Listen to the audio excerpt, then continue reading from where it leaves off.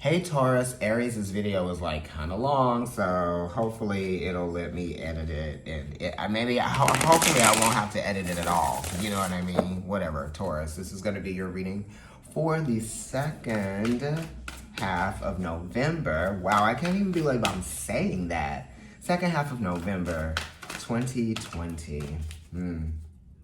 What a year. So, it's November 15th through November 30th for Taurus. Wow, we're in the season that opposes you. So the sun is in your house of relationships right now, especially if you are Taurus rising. You know, how's that going for you?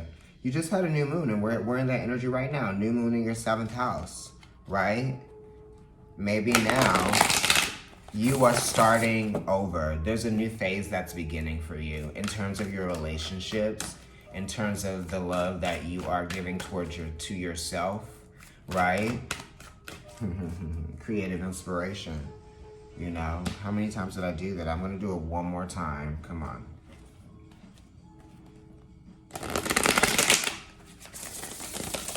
That felt pretty good, Taurus. All right. I feel good about it. No cards fell out, so I'm just gonna go ahead and lay them out in this 3-set spread. We're gonna go over the first week and the second week. So for the first week, you have the 10 of Wands. There's a lot of work. You're putting a lot of energy and time and effort into something, and I feel like you might even be overexerting yourself in some kind of way.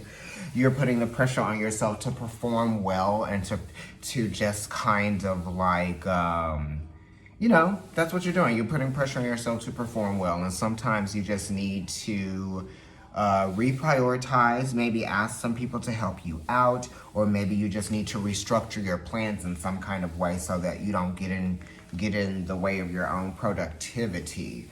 You know what I mean? These are travel plans as well. You might be afraid that your travel plans might be changing, that type of thing.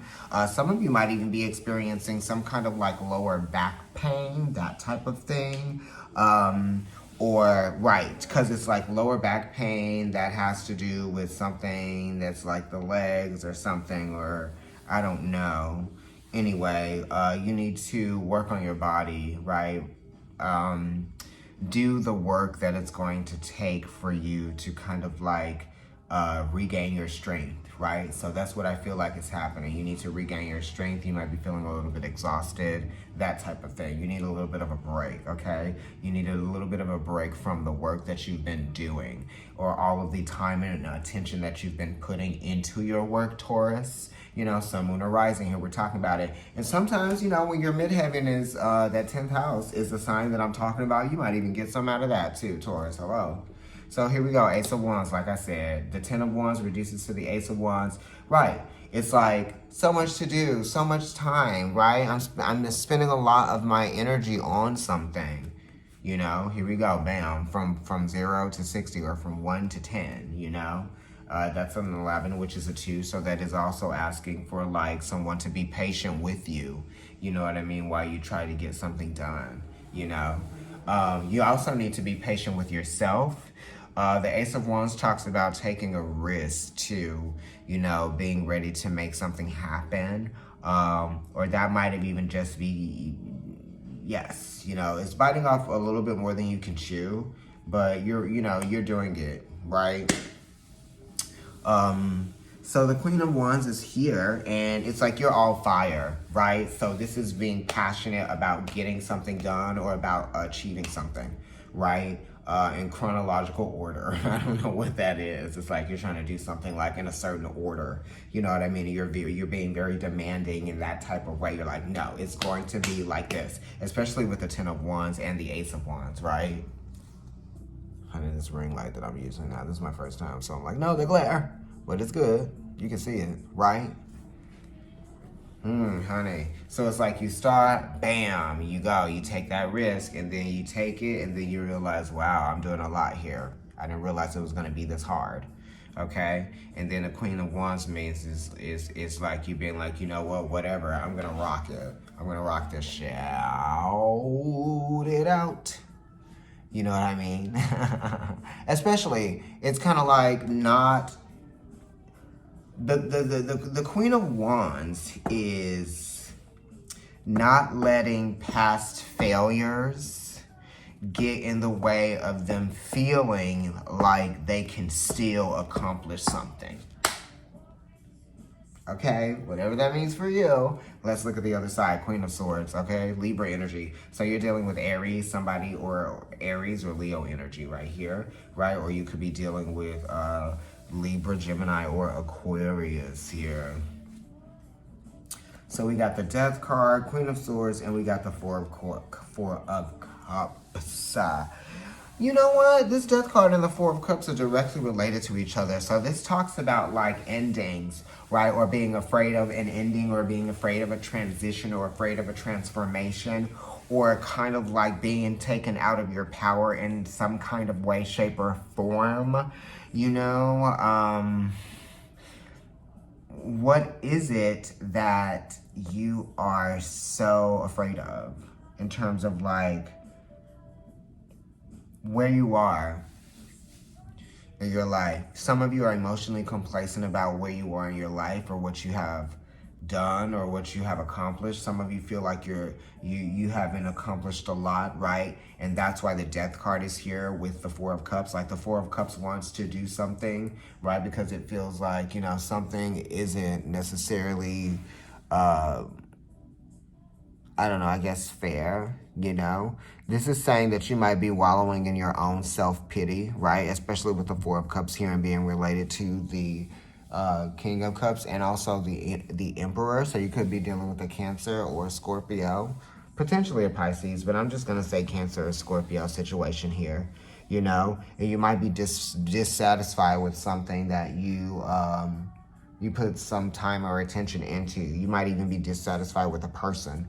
You know what I mean? Definitely. And it could be an air sign with the Queen of Swords being here, or it could be a fire sign. Maybe it's somebody who has air and fire in their chart, you know, and it might just be too much, right? The Four of Cups also does say that there's something on the other side of this, you know what I mean? Don't let your disappointment get in the way of you still being able to stay inspired, have a good time. You know what I mean? Sometimes you just kind of like have to let things, you know, die, or let things end, or take disappointment as it comes, you know? The Death card is also being aware that things can happen again. You can have these same opportunities in a different way that you had before, right? The Queen of Swords wants you to maintain a sense of objectivity about you too, within this situation, right? But there are some changes here, and you're fearing this change, whatever it is. For some of you, it could be just staying at home. Some of you might be bored or complacent at home, and some of you might just be frustrated with like what you might not be getting out of life right now just because of its limitations.